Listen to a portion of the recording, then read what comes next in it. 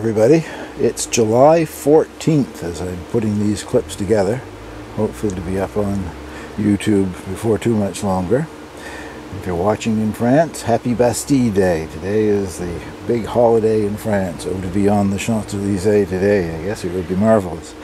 What we're looking at here, Chris Roth, is your cantaloupe seed that you sent me. For about a week now I've been seeing blossoms. I don't think I ever see female blossoms, or if I do, they're somewhere where I'm not looking, I guess. What I'm seeing so far is mostly male blossoms, but a lot of plants that have male and female blossoms do that when they get started, but glad to see them blooming. I'm not going to show you every time I have another ripe, it's supposed to be mini yellow, mini orange, pepper, sweet peppers. This is the second one. I enjoyed the first one. I just wanted to say that whatever they cross-pollinated with to turn them orange didn't cause them to produce any heat, and I grow various kinds of hot chilies in here, so I don't know why it turned orange. It could have cross-pollinated with the espelette. There isn't much heat involved with the espelettes, but they're nice, sweet, crisp, and I've got a second one to take in for this evening's salad. One of my earlier videos, when this small, very small now because part of it died, fig tree started to leave out this spring. It had the first flush of figs, which quite often happens with figs. They have two flushes, one just as it's leaving out and one later on. All of those fell off, and now it's coming with its second flush, and they're looking healthier. And there's quite a number of them. There's only 1, 2, 3 branches, 4 branches, I guess. With each one, the end of each branch has got 4 or 5, so perhaps I'll get a fig yet this summer. Hopefully that's in focus. My cucumbers are starting to produce, even though they've only just barely started to climb the trellis. So far, very healthy looking plants. It is an F1 hybrid that I'm growing for the first time called Cool Breeze. And it's one of those kinds of cucumbers that has almost entirely female blossoms and doesn't require cross-pollination to produce cucumbers. The one that you're looking at probably looks fairly large, but it's only 3 to 4 inches long, closer to 3, I think, inches long right now. Numerous of them. And if they produce the way I think they're going to continue producing, it's certainly a variety that I want to grow again. I don't know what I've got here for plants, maybe 7 or 8 plants, and 3 of those are not as old as the ones that we're looking at here. I lost the front row and reseeded them, and they've come up and are growing nicely. But if they produce as many cucumbers as it looks like they're going to produce, I'll be able to have pickles. By the looks of the dill that's growing in here, those pickles would be able to be dill pickles without any problem at all. I know I've said it before, I let dill go to seed in here intentionally, and if I let it all grow, I'd have a greenhouse solid full of it, but I pull up hundreds of them and let the ones grow in areas where I don't care if they grow or not. And nice seed heads on that one and several others. So by the time I have enough cucumbers to make my first batch, I should have seed heads of dill. Hopefully that's in focus. That's one truss of Gardener's Delight. And as you can see, there's some green tomatoes there. My larger green tomatoes so far are over on the new ones that I'm growing called Black Vernissage. And they're green with some lighter green stripes. When they're ripe, they're sort of a black color with greenish stripes. So they're further along than the Gardener's Delight. But the reason I want to show you that particular truss, it had this growing on the end of it, and I just cut it off. I've seen them before. It started on the end of the truss after all those blossoms had already set fruit, and it has some blossom buds coming on the end of it. I don't know if you're supposed to cut that off or if you're supposed to leave it, but I didn't think it was going to do me any good as far as those ones ripening if it was going out further to grow more tomatoes, so I cut it off. Anyway, top of the same Gardener's Delight, and it's got well, I would say roughly a foot to go before it hits the top of the hoop house. And it has on it now 1, 2, 3, 4. It has 4 trusses that have bloomed, and some still in bloom, and 1 truss at the very top there that hasn't bloomed out yet. And should have a truss or 2 more, I guess, before it gets to the top. Just stopping by the patch where I've got 4 of the squash plants and 5 or 6 popcorn, I guess they are, where I put in some of those beans, the name of which escapes me right now. Put one bean beside each of the corn stalks, sort of making this into a Three Sisters type garden. Not expecting to have any great success with it, I never have. But the bean has started to grow, and it is starting to wrap itself around the stalk of the corn, which is what it is supposed to do. Well, I finally got around to putting chicken wire across the top of the corn cage. It was 2-foot wide strips of chicken wire, and I wired it with an iron or steel wire or whatever to the frame, and then I sort of overlapped each one of the 2-foot sections and wired those together. So I don't think that corn should be able to escape now at all. And hopefully it'll keep the coons out, but we won't know that for a while yet. I'll show you something here in just a second. The corn, I don't see any cobs forming yet, but the tassels, the male blossom, has started. That's in focus. It's 3 or 4 of the stalks have started with the tassel. It's the male blossom that will have the pollen. The female part is the silk on the cob. Little silky threads, and each one of those threads goes to a different kernel of corn, and that's how it gets pollinated. But I'm not seeing cobs starting to form yet, but it shouldn't be much longer. I've had different people make comments on, I'm surprised that I could grow corn here and all that sort of thing in our climate. Well, we do have a challenging climate. I'm growing a variety that's got a short growing season, and hopefully we'll get something out of it. But just to give you an idea of how crazy our weather is, my clock radio comes on every morning at 7 o'clock, and I listen to the news before I get up. And the radio station is from St. John, New Brunswick. That's the largest city in the province, about a 3-hour drive east of here. And they said it was 5 degrees this morning at the St. John airport.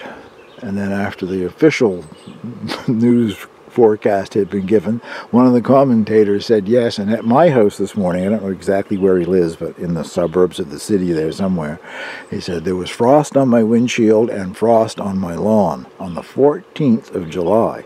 So I got up and checked the overnight temperature here. It only went down to 10 degrees here, which is not unusual. In the summertime, we frequently get 10-degree nights. That's part of the reason we have a challenge of growing tomatoes. They must be grown for me in the hoop house, or I wouldn't get a ripe one before September. So that's a look at the corn cage. That is the first squash blossom of the season. And I'm not certain. I think maybe that's a scallopini squash. Anyway, the unfortunate part is I have looked at every other squash plant that I've got, and that's the only blossom, and that's a female blossom. I haven't got a male blossom to pollinate it with, so I suspect it's not going to amount to much. And I'm really not 100% sure what the squash is. It would either be the golden nugget or a scallopini. Golden nugget is a winter squash, but sort of shaped a bit like a scallopini, the fruit that you can see behind the blossom that's not going to develop anyway. I'm not sure if this is Cara or Charlotte potatoes, one or the other. There's pots one beside each other here that they were long, lanky, white sprouts on them this spring when I planted them. Well, more than half of the plants in that pot died, and I've just cut the dead tops off and thrown them away. The plant on the left there is turning yellow, which is what the other ones did. The greenish looking one's a bit wilty, but this is the heat of the noonday sun here. It was 10 degrees earlier, it's low 20s here now. I don't know, I'm not going to do a reveal until it dies back completely. I don't think it's been there long enough that there'd be any potatoes of any great size under it. And as you can see, after the scare that I had with the thing that turned out to be leaf edema, the rest of the potatoes are looking very nice. You can see the blossoms on them or not, but the russets have all got white blossoms with yellow centers on them now. And very healthy looking plants, nothing turning yellow on those, so I don't really think that it's a blight or anything on the one that I just showed you. I don't know, I think it's just dying off for some reason. Not affecting anything else in the patch there anyway. In the garlic patch here, I'm growing soft-neck garlic for the first time, and it's my understanding that soft-neck garlic does not produce scapes. Well, these two plants didn't get the email, I guess. They're the only two scapes that I see. I don't have a lot of plants. It's one long row here. A couple of dozen or more, I guess, garlic plants, but the least I've ever planted, and I've got to get those cut off of there. But Does that just happen sometimes, or have I been given something that isn't a soft-neck garlic? Although the plant's all around it, it's just those two particular cloves that are producing escapes. So I'd be interested to see if any of you people who grow soft-neck, if you've ever seen scapes on them before. Well, once again, this is the heat of the day, but the back row that you're looking at there, along with Angel, doing her inspection, is cauliflower and broccoli. The leaves are looking a little bit drooping now in the heat. It rained yesterday, so I didn't water last night. I've been watering these every night because they need a lot of water.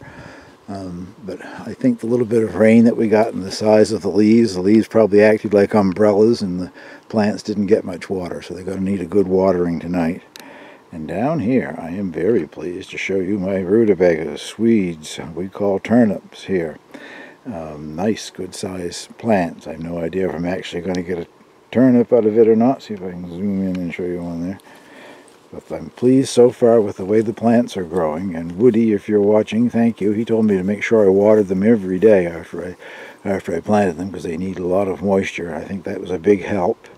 Next to that one, you can see one of the Brussels sprouts. I planted 4 in there a couple of weeks ago, and they finally started to grow. So I think perhaps I'll get some sprouts off of these.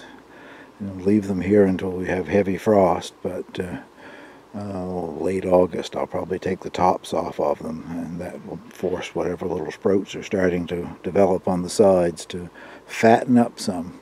Well, I've got one more thing that I want to show you out here in the garden, and then I want to take you in the house and show you my host tomato before I close this down. That is my chickpeas, or garbanzos, or cheche, whatever you call them where you're from. They're probably getting close to a foot tall, I guess. I didn't know what to expect. Peas, I thought maybe a vine, but each plant is forming like a little multi-stemmed bush. No blossoms, and I don't see blossom buds yet, but so far so good. And as you can see, there's a big asparagus plant in there with them. It's the only other thing in that bed. This little garden is surrounded by a fence to keep the rabbits out, but there's so much growth outside the fence you can't see the fence anymore. That Himalayan impatiens is everywhere. And then next to that, here I think I can see one of my very tall annual geranium, if that is showing there. I guess it is a blue flower. Anyway, it's a thatch of wild stuff that's grown outside the area here, but so far the chickpeas are looking quite good. We'll close things off. We have Angel enjoying a spot of sun, and my host tomato. If I can get this to zoom in, yes, I guess you can see it. In that little cluster there, you can only, I guess, see one and maybe little bits of the other two.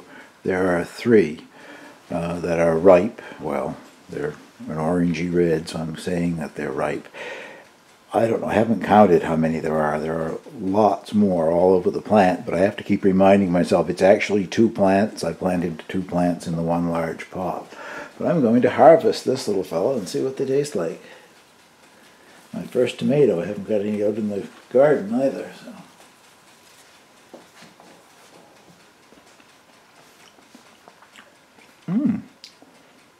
It's quite good. I would enjoy those in the wintertime. The things that we buy in stores here. Sort of an orange baseball. Tomatoes are not supposed to be crunchy. What we get here in the wintertime is crunchy.